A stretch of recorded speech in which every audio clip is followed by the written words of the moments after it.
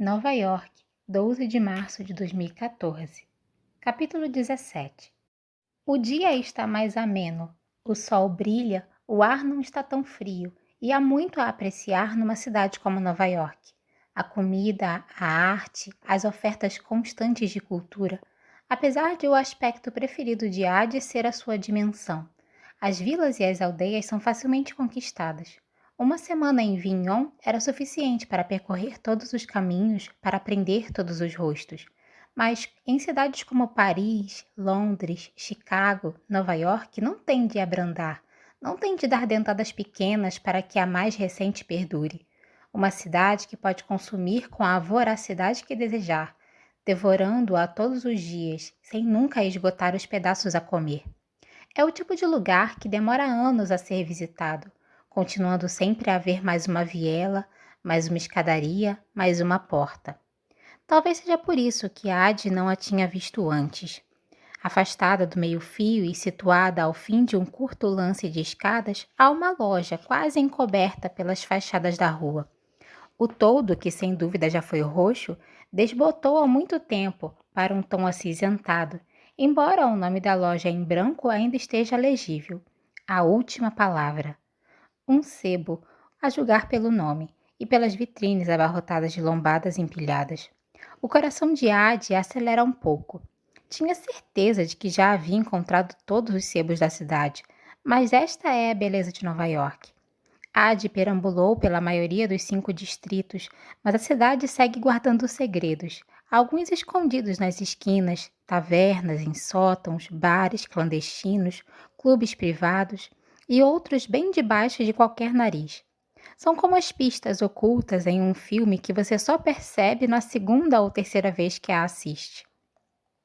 E, ao mesmo tempo, completamente diferentes, pois não importa quantas vezes ela caminhe pelos quarteirões, não importa quantas horas, dias ou anos passe memorizando todos os contornos de Nova York. Assim que Hades se vira, a cidade parece se transformar de novo, se recompor. Edifícios são erguidos e demolidos, negócios abrem e fecham, pessoas chegam e partem, e as cartas são embaralhadas repetidamente. Ela entra na livraria, é óbvio. Um sino que toca baixinho anuncia sua chegada, mas o som é rapidamente abafado pelo amontoado de livros em diversos estados de conservação. Algumas livrarias são organizadas, mais parecidas com uma galeria do que com uma loja. Outras são estéreis, reservadas apenas para exemplares novos e intocados. Mas esta é diferente. A livraria é um labirinto de pilhas e prateleiras, com textos amontoados em 2 ou até 3 pilhas de profundidade, um aglomerado de couro, papel e madeira. É o seu tipo preferido, daquelas em que você pode facilmente se perder.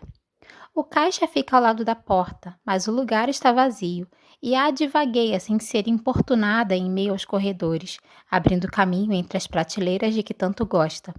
A livraria parece bastante vazia, exceto por um senhor de idade que inspeciona uma série de livros de suspense e uma linda garota negra sentada de pernas cruzadas com um enorme livro de arte aberto no colo, em uma poltrona de couro ao final de uma fileira, enquanto os acessórios de prata cintilam nos seus dedos e nas suas orelhas.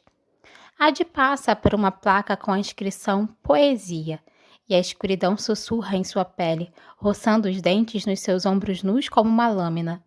Venha morar comigo e ser a minha amada. Ade recusa com o refrão de sempre, gasto pela repetição. Você não sabe o que é o amor. Ela continua caminhando, mas vira uma esquina deslizando os dedos pelos livros da seção de teologia. Há um século leu a Bíblia, os Upanishads e o Alcorão, depois de uma espécie de ressaca espiritual. Também passa por Shakespeare, uma religião por si só. Faz uma pausa na seção de biografias, estudando os títulos das lombadas, cheios de eus, comigos e meus. Pronomes possessivos para vidas possessivas. Que privilégio poder contar a própria história, poder ser lido, relembrado. Alguma coisa esbarra no cotovelo de Ade e ela baixa o olhar, deparando com um par de óculos cor de âmbar que a espiam sobre a manga da sua blusa, emoldurados por uma massa de pelos laranja. O gato parece tão velho quanto o livro em suas mãos. Ele abre a boca e deixa escapar algo entre um bocejo e um miado, um som oco e sibilante. Olá! Ela acaricia a cabeça do gato entre as orelhas, provocando um ronronado baixo de prazer. Uau! Livro não costuma dar muita bola para as pessoas, diz uma voz masculina atrás dela. Adi se vira para fazer um comentário sobre o nome do gato, mas perde o fio da meada assim que vê o rapaz, pois por um momento, só por um momento, antes de o rosto entrar em foco, ela tem certeza de que é... Mas não é ele. É óbvio que não. Os cabelos do rapaz, castanho escuros, caem em ondas soltas em volta do seu rosto, e seus olhos, atrás dos óculos de aro grosso, está mais para cinzentos do que para verdes. Há algo de frágil neles, mais parecido com o vidro do que com a rocha, e quando fala, sua voz é gentil, calorosa e inegavelmente humana. Posso ajudar? Adi balança a cabeça. Não precisa, responde pigarreando. Estou só dando uma olhadinha. Muito bem, diz ele abrindo um sorriso. Fique à vontade. Ela observa enquanto o rapaz se afasta, com os cachos castanhos sumindo no labirinto de livros antes de voltar a atenção para o gato, mas ele também se foi. Ad devolve a biografia para a prateleira e continua inspecionando os livros, com a atenção vagueando entre a seção de arte e a de história mundial, enquanto espera o tempo todo que o rapaz surja de novo e recomece o ciclo, imaginando o que vai dizer quando isso acontecer.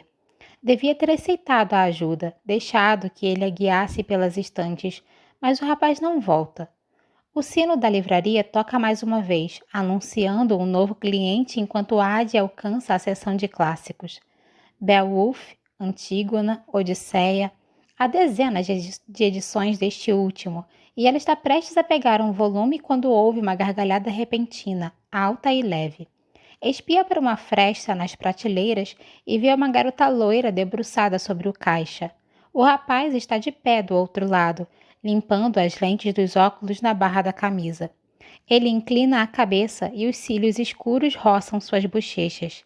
Nem sequer olha para a garota, que fica na ponta dos pés para chegar mais perto.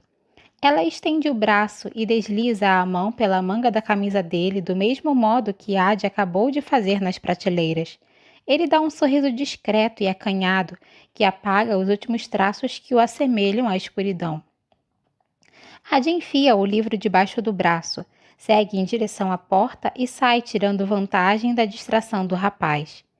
Ei! Grita uma voz, a voz dele, mas ela continua a subir os degraus até a calçada.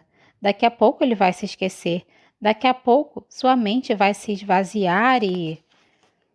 Uma mão pousa no ombro de Adi. Você tem que pagar pelo livro. Ela se vira e se depara com o rapaz do sebo, um pouco ofegante e bem irritado. Adi olha de relance para os degraus atrás dele e para a porta. Devia estar entreaberta. Ele devia estar no seu encalço, mas mesmo assim, o rapaz a seguiu até lá fora. E então, exige ele, tirando a mão do seu ombro e a estendendo com a palma aberta. Ela poderia sair correndo, sem dúvida, mas não vale a pena. Verifica o preço na contracapa do livro. Não é caro, mas é mais do que tem na carteira. Desculpa, diz devolvendo o exemplar. Ele franze o senho, formando uma ruga profunda demais. O tipo de ruga fruto de anos de repetição, embora ele não aparente ter mais de 30 anos. O rapaz baixa os olhos para o livro e ergue uma sobrancelha escura atrás dos óculos. Um sebo cheio de livros antigos e você rouba um exemplar surrado da Odisseia? Sabe que não vai conseguir nada por ele, né? Adi sustenta o olhar dele. Quem disse que eu quero revender?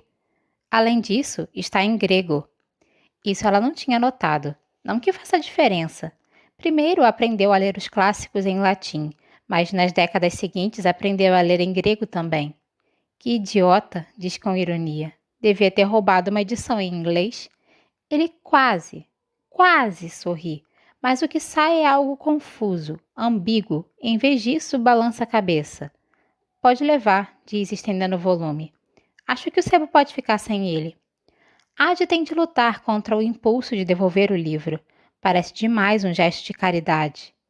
Harry! Chama a linda garota negra da porta. Devo chamar a polícia? Não, grita ele de volta sem tirar os olhos de Ade. Tá tudo bem. Estreita os olhos como se estivesse a estudando. Foi sem querer. Ela encara o rapaz, encara Henry. Em seguida, estende a mão e pega o livro, segurando-o junto ao peito enquanto o livreiro desaparece dentro do sebo.